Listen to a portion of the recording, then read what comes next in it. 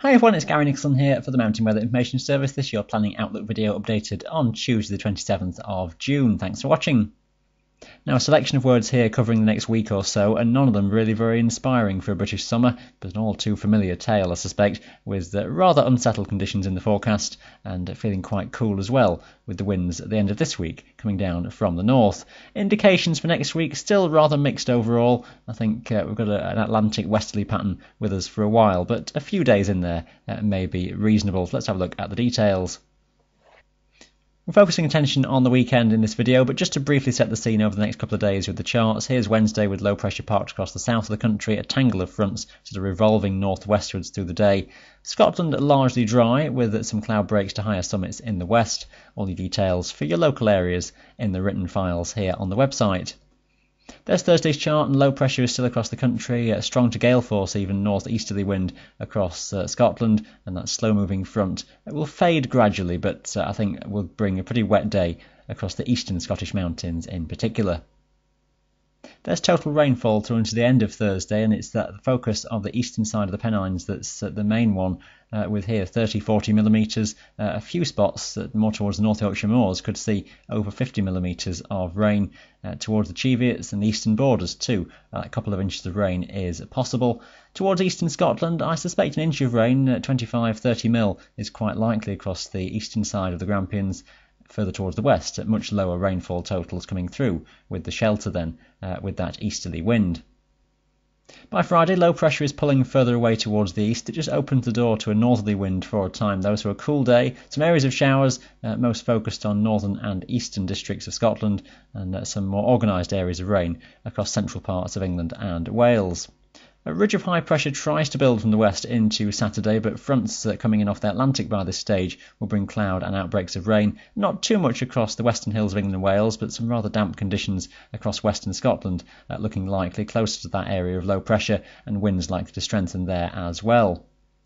The westerly flow stays with us through into Sunday, and the close proximity of the isobars across Scotland indicate the risk of strong winds across northern Britain quite broadly at this time. A weakening cold front slipping eastwards and fading, with an occluded front wrapped around across northern Scotland, which would give the risk of some rain and showers pretty frequently again across the western and northwestern highlands, little if anything elsewhere, and at best of any cloud breaks to the eastern side of the mountains.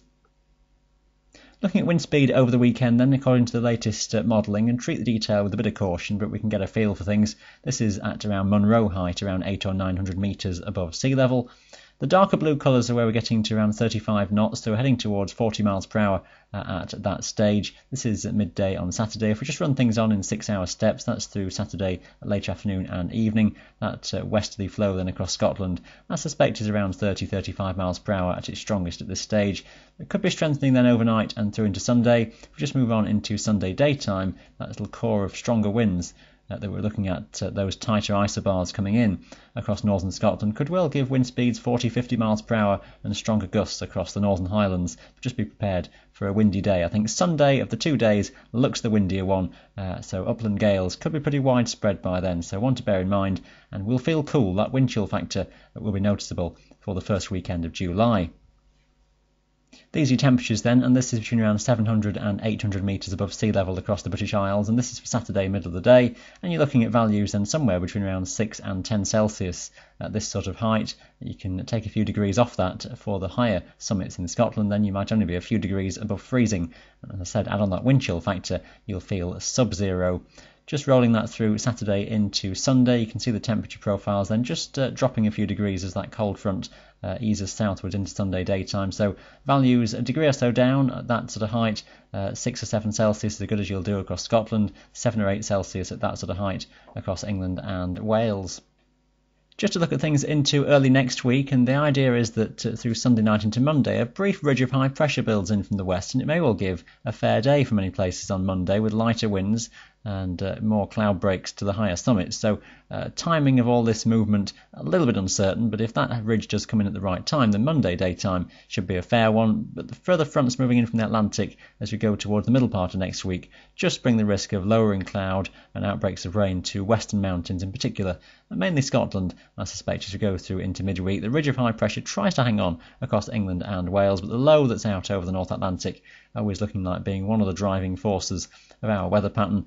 Detail becomes very tricky later in the week, and just see the pressure pattern going very slack. It basically suggests that the model is averaging a lot of detail out and not much that we can get from that. I think the main message is that things not quite settling down, so expect some further rain or showers, maybe thundery downpours to get in there at times before the first 10 days or so of July are out.